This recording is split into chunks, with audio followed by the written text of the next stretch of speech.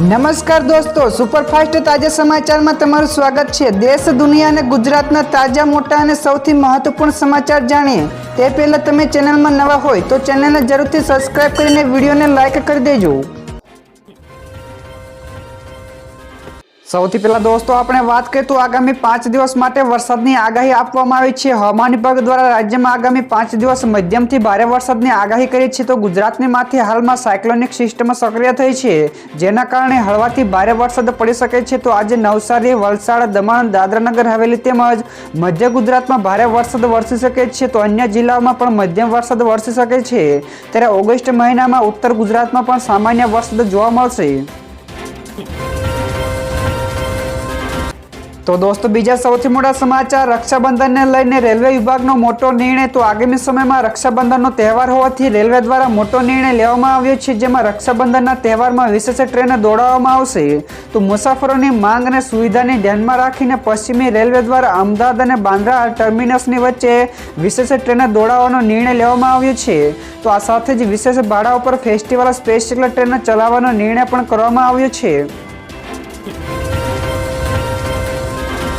આગળ દોસ્તો વધુ એક સૌથી મોટા સમાચાર, યમુના નદી ભયજનક સપાટી વટાવી છે, તો દિલ્હીવાસીઓનું ટેન્શન વધ્યું। જ્યાં દોસ્તો દિલ્હીમાં પૂરનો ખતરો સતત વધી રહ્યો છે, તો હાલમાં યમુના નદીએ ભયજનક સપાટીને વટાવી દીધી છે, જેથી દિલ્હી સરકાર દ્વારા તમામ લોકોને નદી પાસે ન જવા માટેની સૂચનાઓ પણ આપવામાં આવી છે। તો આ સાથે જ નદી કિનારે ટીમ પણ તૈનાત કરી દેવામાં આવી છે। તો તંત્ર દ્વારા જણાવવામાં આવ્યું છે કે ઉપરવાસમાં વરસેલા ભારે વરસાદના પગલે નદીમાં સતત પાણી છોડવામાં આવી રહ્યું છે, તો તમામ નીચાણવાળા વિસ્તારોને પણ એલર્ટ રહેવાની સૂચના પણ આપી છે। બીજા સૌથી અગત્યના સમાચાર, પેટ્રોલ અને ડીઝલને લઈને મહત્વપૂર્ણ સમાચાર મળ્યા છે। તો ગઈકાલે પેટ્રોલ અને ડીઝલના ભાવ જાહેર થયા છે, જેમાં કોઈ પણ પ્રકારનો ફેરફાર થયો નથી। તો છેલ્લા માર્ચ મહિનામાં ફેરફાર કરવામાં આવ્યો હતો, તો પેટ્રોલ અને ડીઝલની કિંમતો પ્રતિ લીટરે 2 રૂપિયા સસ્તી થઈ હતી। ત્યારથી ઓઇલ કંપનીઓએ કોઈ પણ પ્રકારનો ફેરફાર કર્યો નથી। તો પેટ્રોલ અને ડીઝલના ભાવમાં આંતરરાષ્ટ્રીય બજારમાં ક્રૂડ ઓઇલનો ભાવ રૂપિયા પ્રમાણે અમેરિકન ડોલરની કિંમતો અને કેન્દ્ર અને રાજ્ય સરકારના દ્વારા વસૂલાતા ટેક્સ અને દેશમાં ફ્યુઅલની માંગ કેટલી છે તેના આધારિત નક્કી થાય છે।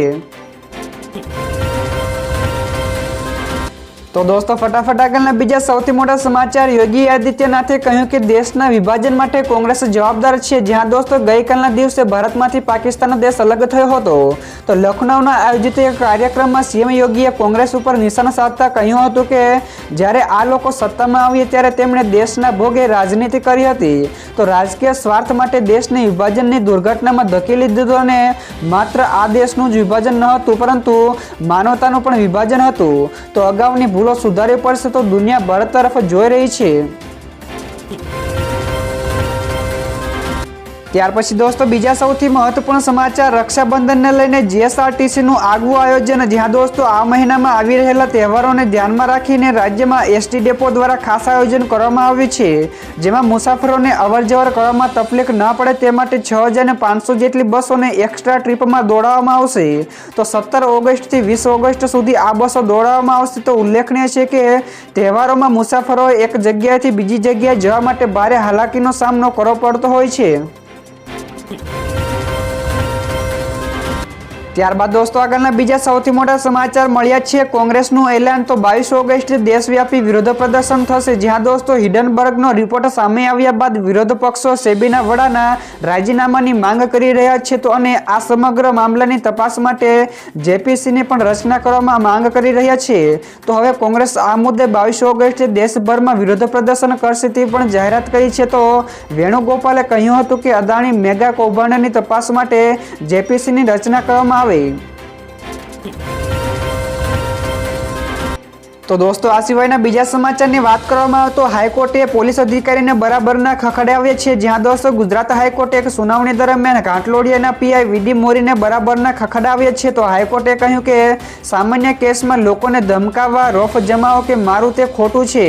તો પોલીસ અધિકારીઓ એવું સમજે છે કે કોર્ટ સામે તેઓ સ્માર્ટ ગેમ રમી શકે છે। જો આવું મનમાં હોય તો તે કાઢી નાખજો, નહીંતર કોર્ટ તમને સમજાવશે કે કોર્ટ સત્તાનો ઉપયોગ કઈ રીતે કરી શકે છે। ત્યાર પછી દોસ્તો બીજા સૌથી મહત્વપૂર્ણ સમાચાર, જથ્થાબંધ ફુગાવો ઘટીને 2.04% થયો છે. જ્યાં દોસ્તો જુલાઈમાં જથ્થાબંધ મોંઘવારીનો દર ઘટીને 2.04% થયો છે, જે જૂન મહિનામાં 3.36% હતો.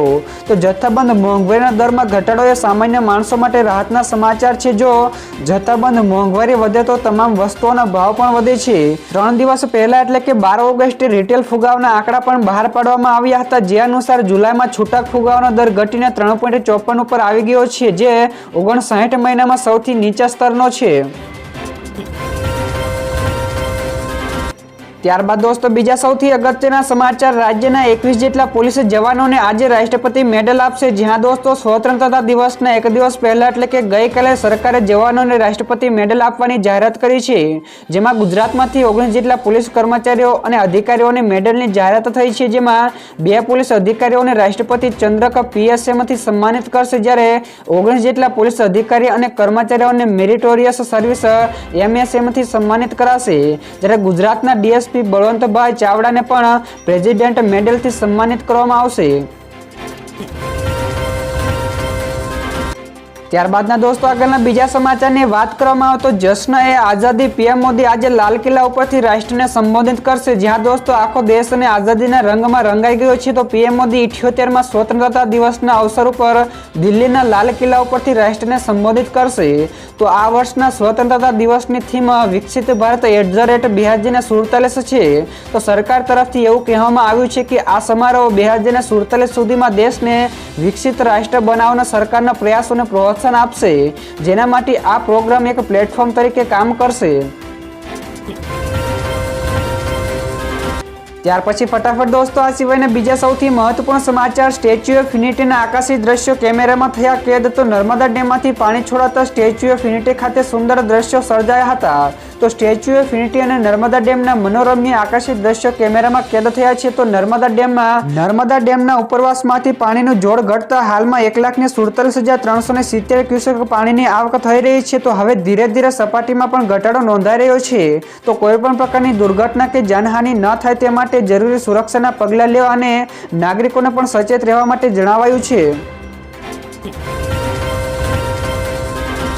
ત્યાર પછી દોસ્તો આગળના બીજા સૌથી મોટા સમાચાર સામે આવ્યા છે. રાષ્ટ્રપતિ દ્વારા 103 વીરતા પુરસ્કારોની જાહેરાત કરાઈ છે. જ્યાં દોસ્તો રાષ્ટ્રપતિ દ્રૌપદી મુર્મુએ 78માં સ્વતંત્રતા દિવસની પૂર્વ સંધ્યાએ સશસ્ત્ર દળો અને કેન્દ્રીય સશસ્ત્ર પોલીસ દળો એટલે કે CRPFના જવાનો માટે 103 જેટલા વીરતા પુરસ્કારોને મંજૂરી આપી છે. જેમાં 4 કીર્તિ ચક્ર અને 18 શૌર્ય ચક્રનો સમાવેશ થાય છે. તેમાંથી 9 જેટલા એવોર્ડો શહીદના છે. તો વાયુસેનાના 2 જવાનોને શૌર્ય ચક્ર અને 6 જવાનોને વાયુસેના મેડલ એનાયત કરાયું છે. તો આ પુરસ્કારો જવાનોની બહાદુરી અને બલિદાન માટે આપવામાં આવે છે. ત્યાર પછી ફટાફટ દોસ્તો આગળના બીજા સૌથી મહત્વપૂર્ણ સમાચાર, PSI અને LRDની ભરતીને લઈને મોટું અપડેટ સામે આવ્યું છે. જ્યાં દોસ્તો PSI અને LRDની ભરતીને લઈને મોટું અપડેટ મળી આવ્યું છે. તો PSI તથા લોકરક્ષકની ભરતીમાં અરજી માટે બીજી વખત પોર્ટલની આગામી તારીખ 26 ઓગસ્ટથી લઈને 6 સપ્ટેમ્બર સુધી ખોલવામાં આવશે. જે લોકો ધોરણ 12 પાસ કર્યું અને ચાલુ વર્ષે સ્નાતક થઈ ગયા છે તેમના માટે આ પોર્ટલ ફરી એકવાર ખોલવામાં આવી રહ્યું છે. તો આ અંગે પોલીસ ભરતી બોર્ડના અધ્યક્ષ હસમુખ પટેલે મોટી અપડેટ આપી છે. તો દોસ્તો ત્યાર પછીના આગળના બીજા સમાચાર શેર માર્કેટ વિશે પણ મળ્યા છે. તો ગઈકાલે સેન્સેક્સ અને નિફ્ટી બંને ઉછાળા સાથે બંધ થયા હતા. જ્યાં દોસ્તો શેર બજારમાં ગઈકાલે એટલે કે બુધવારે ઉછાળો જોવા મળ્યો હતો. તો સેન્સેક્સમાં 150 પોઈન્ટના ઉછાળા સાથે 79,065 અંક ઉપર બંધ રહ્યો, જ્યારે નિફ્ટીમાં માત્ર 4 પોઈન્ટના વધારા સાથે 24,143ના સ્તર ઉપર બંધ થયો હતો. તો દોસ્તો ત્યાર પછી બીજા સૌથી મોટા સમાચાર સામે આવ્યા છે. મિડલ ઈસ્ટમાં ભડકી યુદ્ધની આગ. તો ત્રીજા વિશ્વયુદ્ધના નખાસે બીજ. જ્યાં દોસ્તો મિડલ ઈસ્ટમાં ભારેલા અગ્નિ જેવો માહોલ છે. તો ઇઝરાયલ અને ઈરાન વચ્ચેના છાયા યુદ્ધ હવે સીધા યુદ્ધમાં પરિવર્તિત થઈ શકે છે, જેવો ભય વ્યાપી ગયો છે. તો ચીને કહ્યું છે કે ઇઝરાયલ અને ઈરાનના સાર્વભૌમત્વના વારંવાર ભંગ કરે છે, તો ઈરાનને ટેકો આપીએ છીએ. તો 2 સુપર પાવર ચીન અને રશિયા ઈરાનને ટેકો આપી રહ્યા છે, જ્યારે બીજી બાજુએ અમેરિકા વોરશીપ, યુદ્ધ જહાજ વગેરે પણ મોકલે તેણે ઇઝરાયલને પડખે ઊભા રહેવાનું પણ જાહેર કર્યું છે. ત્યાર પછીના બીજા સમાચાર, હવે કાર ઉપર લાલ બત્તી હશે તો પડશે ભારે. તો ગુજરાત હાઈકોર્ટે હવે કારમાં લાલ બત્તી અને વીઆઈપી ચલણ સામે કડક કાર્યવાહી કરવાના આદેશો આપ્યા છે. તો ગુજરાત હાઈકોર્ટે હવે લાલ બત્તી અને વીઆઈપી ચલણ સામે સખત વલણ અપનાવી રહી છે. તો હાઈકોર્ટે નોટિસ પાઠવીને લાલ બત્તી અને સાયરન લઈને સરકાર પાસેથી જવાબ માંગ્યો છે. તો હાઈકોર્ટે વિશેષમાં કહ્યું હતું કે વીઆઈપીઓ 7 દિવસમાં કાર ઉપરથી લાલ બત્તી અને સાયરનને દૂર કરે. જો સાયરનને દૂર નહીં કરે તો કન્ટેમ્પ્ટની કાર્યવાહી કરવામાં આવશે.